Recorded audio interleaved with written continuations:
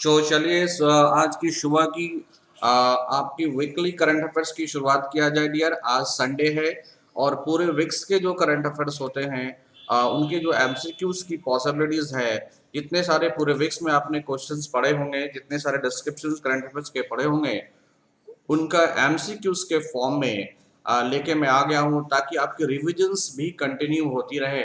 और ये एमसीक्यूज के फॉर्म में जब आप क्वेश्चंस बनाओगे ना, तो बिल्कुल ही आपको ये बेनिफिट्स करेगा। So daily current affairs and news analysis, weekly current affairs MCQs. Okay, चलिए, तो ये वीकली करंट अफेयर्स है जो आपके लिए बेनिफिट्स कर सकता है आने वाले एग्जामिनेशनों में। फटाफट सभी को नींद से जग जाइए, ये 8:30 बजे की सेशंस है। सो आप इंट्रोड्यूशन की बात कर सकते हो, Ajit Kumar, education qualification BSc chemistry, master of economics.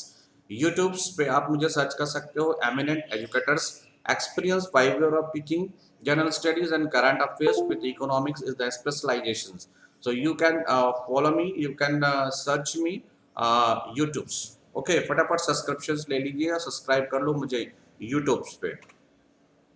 आइए मोटिवेशनल थॉट के साथ आज का विचार है, सपने वो नहीं होते जो अपनी नींद में देखे, आपने नींद में देखे हो, सपने वो हैं जो आपको नींद ही नहीं आने देते हैं। Okay, is my ideals persons. आइए, आप अगर आप ट्रेडिंग्स करते हो, देख रहे हैं कि आपके सारे सिलेक्शन हुए कैंडिडेट्स ट्रेडिंग्स ले रहे हैं।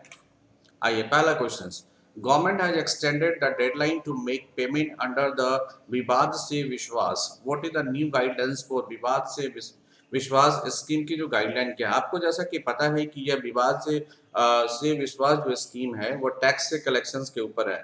जिस तरह से आप देख रहे हो कि कोविड पैंडेमिक्स देखने को मिल रहा है, कोविड-19 पैंडेमिक्स आपको देखने को मिल रहा है, अब तो कोविड-19 पैंडेमिक्स हो गया है। तो उस ऐसे स्थिति में सरकार ने टैक्सेस को जो जमा करने की डेट है उनको रिबेट देते हुए 2 मंथ्स को इंक्रीज किया है। तो अब आपको बताना है कि वो कब तक किया है, 30 अप्रैल, 30 जून, 31 मई एंड 31 जुलाई। सरकार ने विवाद से विश्वास के तहत भुगतान करने की समय सीमा बढ़ा दी है। नई समय सीमा क्या है? आप चलिए, आप आंसर करता हूं मैं, 30 जून। तो 30 जून को इसने सरकार ने इसे बढ़ा दिया है। चलिए, the government has once again extended the deadline for the making payment under the direct tax collection. तो विवाद से विश्वास स्कीम किससे रिलेटेड है? तो डायरेक्ट टैक्स कलेक्शन से है, by the 2 months till June 30, 2021 to provide the relief to the taxpayer facing hardships amid the pandemics.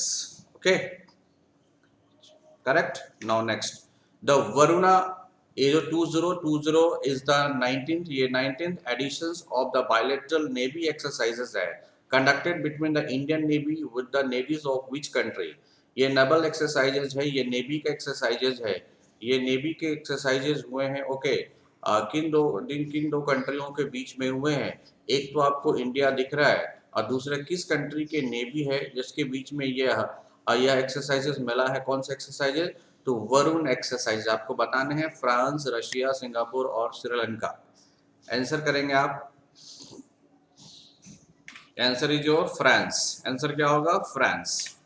The India and the French navy bilateral exercises Varuna 2021 will be conducted in the Arabian Sea from 25th to 27th April 2021.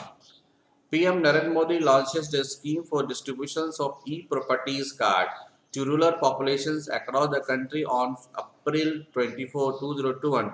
Name the schemes: Kaushal's, Adarsh Gram, समृद्धि और स्वाभिमित्वा। कौन सा है आपका scheme?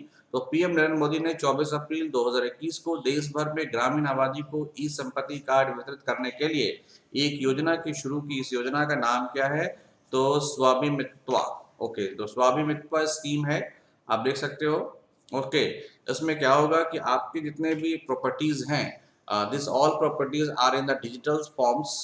Okay, so that इसमें threatenings ना की जा सके और ये क्लियर कट आपके क्रेडिट को इनहांस करे। और इसकी शुरुआत करी है पंचायत डे के अंदर, ये है 24 अप्रैल। ये भी जीके का क्वेश्चन बनता है कि पंचायत डे कब है। और आपको पता होगा कि 1969 में राजस्थान के नागौर जिले से इस पंचायत की शुरुआत हुई थी, तो इसी दिन पंचायत दिवस मनाया जाता है। ओके, तो स्वामित्व स्कीम आपका रिलेटेड है ई प्रॉपर्टीज से, करेक्ट। चलिए next question, which day of the year is commemorates at the world malaria day? World malaria day कब मनाया जाता है, वर्ष का कौन सा दिन विश्व मलेरिया दिवस के रूप में मनाया जाता है। इसी दिन डियर मलेरिया को अवेयरनेस करते हुए, और इंडियन गवर्नमेंट ने टारगेट रखा है 2025 तक मलेरिया को इंडिया से आउट कर देंगे।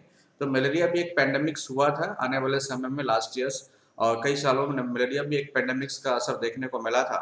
तो मलेरिया के ऊपर अवेयरनेस दिलाने के लिए कैसे इनसे अपने आप को बचाव करेंगे, इसके लिए इस डे को मनाया जाता है। और वो डे कब मनाया जाता है, ये रहा आपके स्क्रीन पे आंसर। आंसर है 25 April. Okay, the world malaria day is observe globally, ये पूरे विश्व में मनाया जाता है 25 April each year to recognise the efforts of the people world wide to control malaria. तो इस दिन को याद इसलिए करते हैं कि हम लोग ये देखते हैं कि हमने मलेरिया के कंट्रोल के लिए जो एफर्ट्स लगाया है उसका क्या प्रभाव पड़ा है। Named the former governor of RBI, considered as the father of banking reform in India, जिनका देहांत रिसेंटली हो गया वो कौन है, मतलब जिनकी पूरी जिम्मेवारी है कि फर्स्ट बैंकिंग रिफॉर्म आप बात करोगे, फर्स्ट बैंकिंग रिफॉर्म, फिर लेटेस्ट बैंकिंग रिफॉर्म, ये सारे बैंकिंग रिफॉर्म का जनक माने जाते हैं और वो रिजर्व बैंक के गवर्नर भी रह चुके हैं। तो आपको बताना है कौन है, सी रंगराजन, एम नरसिम्हन, एस वेंकटरमना और वाई बी रेड्डी। तो इसको एलिमिनेट भी आप कर सकते हो, वाई बी रेड्डी तो आप देख रहे हो। ओके चले, answer is M Narasimhan, the former governor of the Reserve Bank of India. M Narasimhan, who was considered as the father of banking reform in India, has passed away due to COVID-19 related illness. He was 94 years old. Now Justice Nuthal Pati's Venkata Ramana, या N.V. Venkata Ramana, has been sworn as the new Chief Justice of India. तो ये जो भारत के कौन से rank के chief justice हैं, मतलब इनसे पहले कितने चीफ जस्टिस इंडिया में हो चुके हैं, तो एन वेंकटा रमना भारत के कौन से चीफ जस्टिस हैं, 40वां, 36वां, 52वां और 48वां, आपको बताने हैं। We are waiting for your answers now. It is 48, okay, ये 48वां आपके चीफ जस्टिस ऑफ इंडिया है। आइए, तो justice N Venkata Ramana was sworn in as the 48th chief justice of India on 24 April 2021। आइए, the Vivad se Vishwas is launch by which ministry.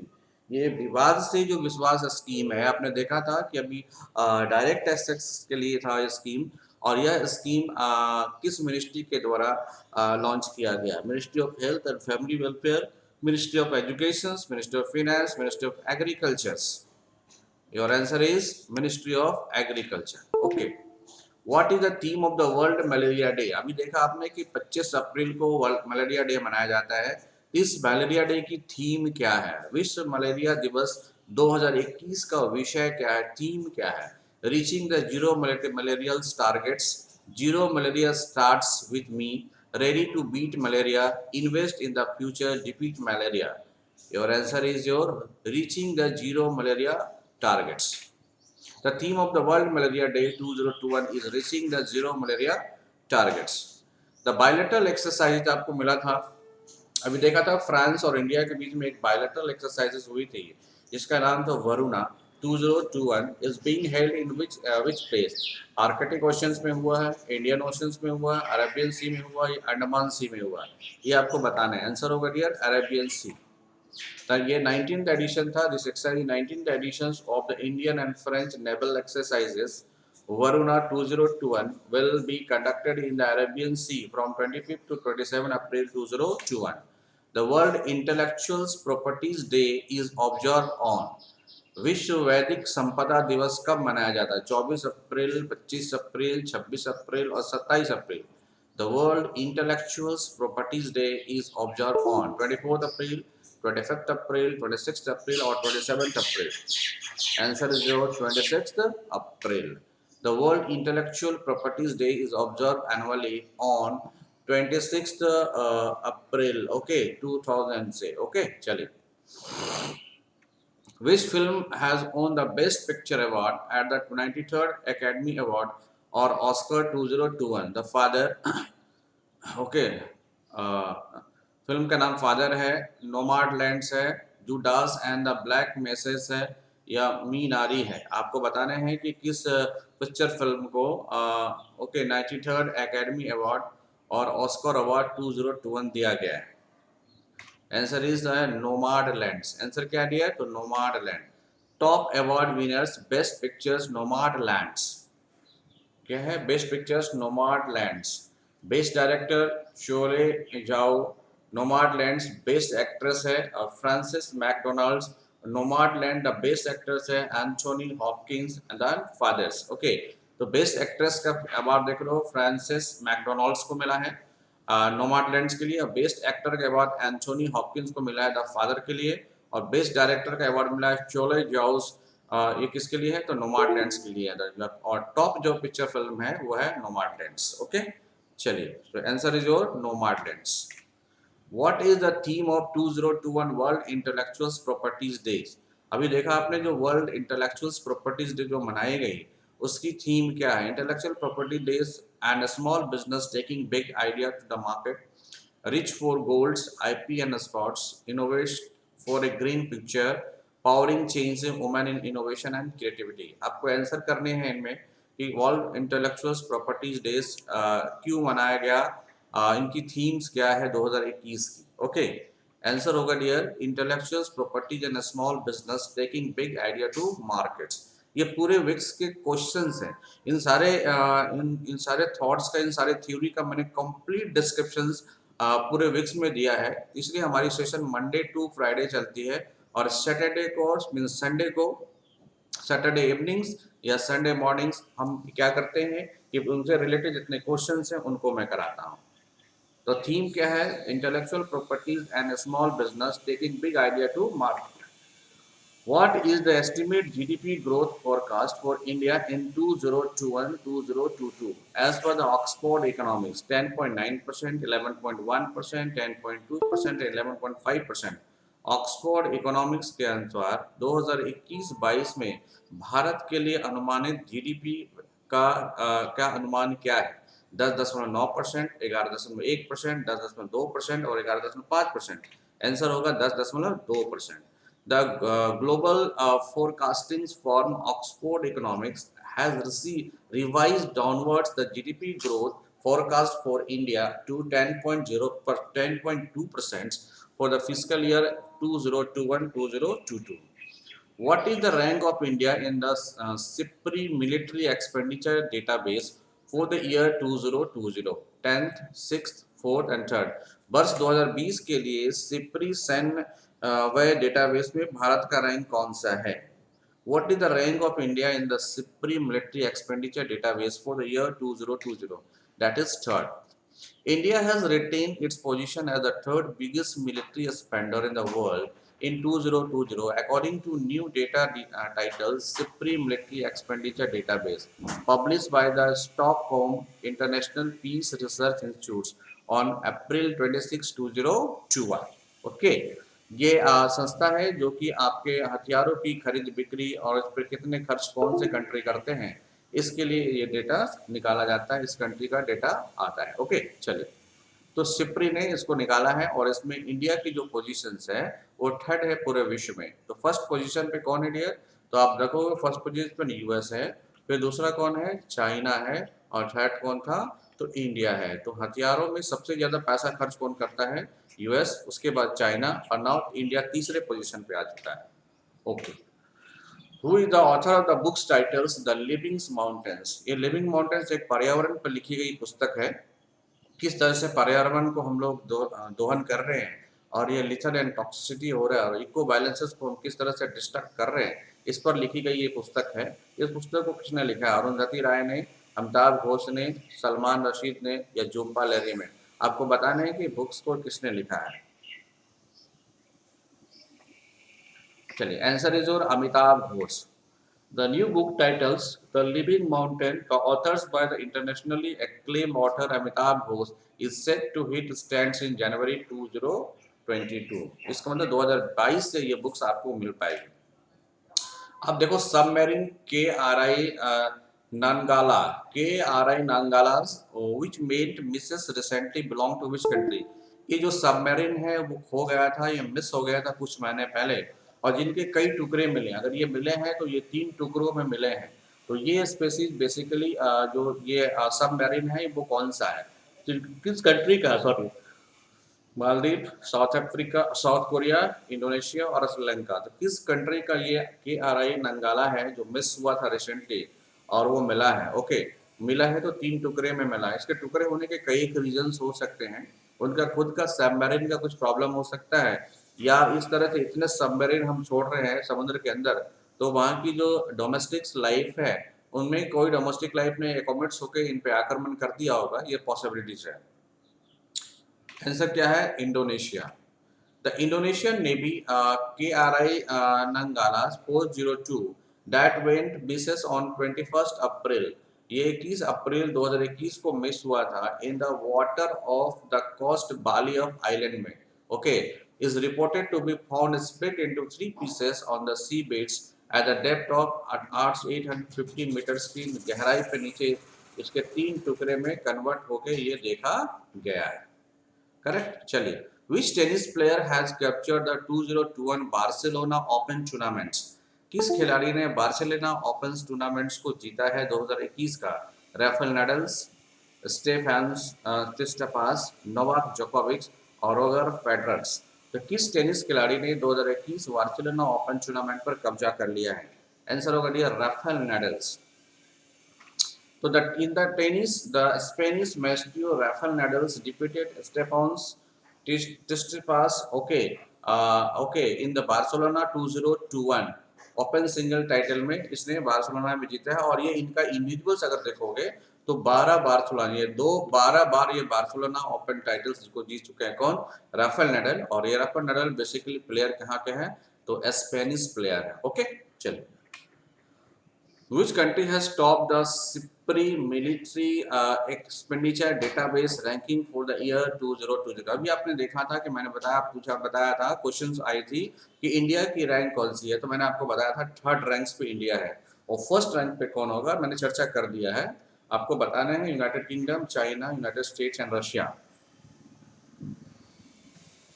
Answer होगा dear United States. अगर आप देखोगे as per the new report, the top 5 big spender in 2020 were the United States, US 778 billion। दूसरा क्या है? China है, तो US 252 बिलियन। और तीसरा आपका क्या है? इंडिया है, तो इंडिया इज 72.9 बिलियन। इतने ये खर्च करते हैं। 4th देखोगे तो 4th में रशिया आ जाता है। रशिया ये एक्सपेंड करता है US 60.61.7। ओके, तो इस तरह से आप देख रहे हो कि रिस्पेक्टिव है। इसके बाद यूनाइटेड किंगडम है जो 59.2 बिलियन खर्च करता है, किस पे? हथियारों पे एक्सपेंडिचर करता है, खरीद पर।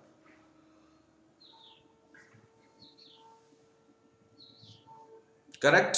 आगे बढ़ते हैं। The name the author of the novel whereabouts. Whereabouts एक नॉवल है, एक क्यों कह सकते हो कि यह एक्चुअली डब्बी है, इसका इंग्लिश रूपांतरण है। ओके, ये एक्चुअली इटालियंस नॉवेल्स है जिनका इंग्लिश रूपांतरण है। तो इस बुक एक्चुअली इटालियन में भी लिखा गया, तो उन्हीं के द्वारा लिखा गया और उन्होंने इंग्लिश में ही ट्रांसफर किया है। उसका नाम क्या है? Jhumpa Lahiri, Ruskin bond, Salman Rashid and Amitabh Ghosh. ये सारे एमिनेंस और प्रोमिनेंस आप कह सकते हो ऑथर्स माने जाते हैं नोबेल लिटरेचर्स के रिस्पेक्ट में। ओके, तो आंसर क्या होगा डियर? झुम्पा लाहिरी। तो झुम्पा लाहिरी ने इटालियंस नॉवेल्स को इटालियन भाषा में लिखी गई इन्हीं अपनी नॉवेल्स को इंग्लिश में कन्वर्शन किया है। The renowned American author Jhumpa Lahiri has launched her new novel titles Whereabouts.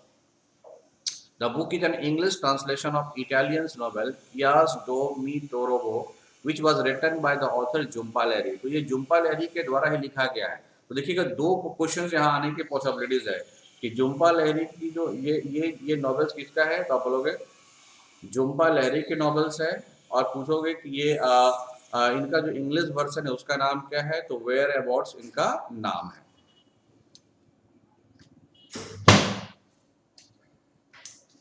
Correct. चलिए आते हैं next. What is the rank of India in the Chandler good government index 2021? तो इंडिया की जो रैंक है वो चांडलर गुड गवर्नमेंट इंडेक्स 2021 में कौन सा है? 36 है, 51 है, 49 है और 60 है। आंसर होगा dear 49। India has been placed 49th positions among 104 nations in the Chandler Good Governance Index 2021. DRDO recently conducted successful maiden test firing of the fifth generation Pion-5 missile. The state-of-the-art missile is which type of missile?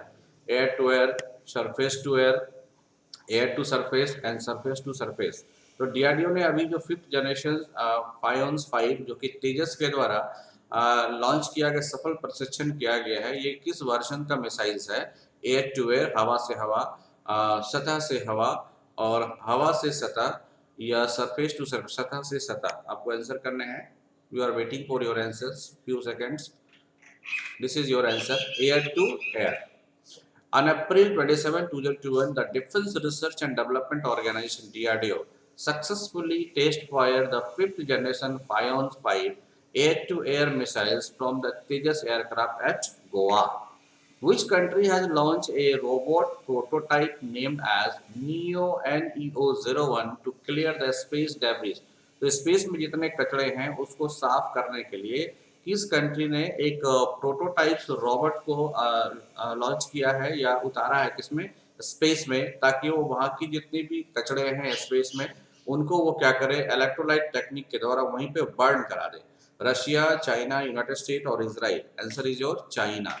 The Chinese government has launched a robot prototype named as Neo-01. Okay, Neo-01 in the Earth's low orbit on April 27, 2021 on its Long March 6 rocket. The 30 kg robot prototype has been developed by Shenzhen-based space mining startup Origin Space in China. When is the International Dance Day observed globally? तो international dance day कब मनाया जाता है? 27 अप्रैल, 28 अप्रैल, 29 April और 30 April. Answer होगा dear 29 April. The international dance day is observe globally. वैश्विक स्तर पर इसे मनाए जाते हैं on 29 April to celebrate the values and importance of the dance and encourages participation and education in this art form through events and festivals. आइए, what is the name given by the Chinese Space Agency to its first Mars rover launch in Tianwen-1 missions? आपको बताना है कि Tianwen-1 mission जो है वो China के द्वारा जो मार्स मिशन है, अगर इसमें चाइना सक्सेस हो जाता है तो आप समझ लेना कि दुनिया में चाइना अपने मार्स पर अपने रोवर्स को उतारने वाला तीसरा मुल्क बन जाएगा। इससे पहले यूएसएसआर और यूनाइटेड स्टेट्स ऑफ अमेरिका ने ऐसा कारनामा कर दिया है। इसका नाम है जूरोंग्स। The China has that named its first Mars rover Zhurong. In Chinese traditional, Zhurongs means the god of fire and war. The solar-powered rover was launched aboard the Tianwen-1 probe in July 2020 को इसे उतारने के plan किया था। Which country has topped the Chandler Good Government Index 2021? Sweden, Greece, Norway and Finland. किस देश ने Chandler good governance index 2021 में शीर्ष स्थान प्राप्त किया? Sweden, Greece, Norway and Finland. तो which country has top the Chandler good government index 2021? Answer क्या होगा डियर? तो Finland. Finland has topped the CGGI Index 2021. Named Indian cricketer player who has been appointed as the brand ambassador of Japanese sports wear brand ASICS. Jasprit Bumrah, Ravindra Jadeja, okay, Shikhar Dhawan और ऋषभ पंत। उस भारतीय cricket खिलाड़ियों का नाम बताइए जिसे जापानी स्पोर्ट्स बियर ब्रांड ASICS का ब्रांड एम्बेसडर नियुक्त किया गया है। ये ऐसे कंपनी है जो इंडिया के अंदर मींस इंडिया के अंदर क्या बनाते हैं? तो कपड़ों का निर्माण करते हैं। ओके, और इन्होंने जीता है। आंसर क्या होगा? Ravindra Jadeja. The leading all-rounder of the Indian cricketer team, Ravindra Jadeja, has been appointed by the Japanese sports beer brand ASICS as its brand ambassador in India. Who has been appointed as the new finance secretary in places of Ajay Bhushan Pandey? Ajay Bhushan Pandey जो finance secretary हैं, इनके जगह पर किसे नए finance secretary नियुक्त किया गया है? अनिल कुमार घरई, गुरदीप सिंह, रवि अरोड़ा और टीबी सोमनाथन। आंसर होगा dear T V Somanathan. The first ever 3D printed house of India has recently been inaugurated by Union Finance Minister Nirmala Sitharaman at which place? तो आप देख रहे हो कि 3D टेक्निक्स या 3D प्रिंटिंग हाउस की स्थापना आपके वित्त मंत्री निर्मला सीतारमण ने किन जगहों पे किया है? IIT Delhi, IIT Madras, IIT Bengaluru and IIT Kanpur. Answer is IIT Madras. The Union Finance Minister Nirmala Sitharaman virtually inaugurated the first 3D printed house in India at Indian Institutes of Technology Madras on April 27, 2021. The concept of these 3D printed houses was conceived by the former IITM alumni. Okay, so lot of thanks आप सबों को. So kindly subscribe करें my YouTube channels, that is Eminent Educators, और Telegram apps पे भी आप आ सकते हो. डियर, ये जो मैं क्लासेस ले रहा था, आज की क्लासेस आपके पूरे विक्स की से जो मैंने आपको क्लास लिया था उनसे रिलेटेड जितने क्वेश्चंस थे वो सारे क्वेश्चनों को मैंने आपके सामने रखा ताकि आपकी अपनी एबिलिटी की जांच हो और आप पूरे की पूरे रिवाइज जब चाहो ये आपके वीडियो रखे रहेंगे. तो आप चाहो तो आपके जब एग्जामिनेशंस नज़दीक हो तो आप एटलीस्ट आपको तो एक बार पढ़ा हुआ है ही, आपने ऑलरेडी मेरी क्लासेस को कर रखा है. तो आप जब एक वीक का प्रत्येक वीक का इस तरह से आप करोगे तो ये महीने में 4-5 ऐसे सीरीज आपको मिल जाएंगे. तो ये 5 सीरीज को देख के भी इस पूरे महीने का करंट अफेयर्स को आप रिवाइज कर सकते हो. ओके, चलिए मिलते हैं फिर कल मंडे को फिर से अपने इथिकल शुरुआत के साथ, अपने जो पूरे न्यूज़ एनालिसिस के साथ. कल से फिर मिलेंगे 8:30 में. Okay, thank you.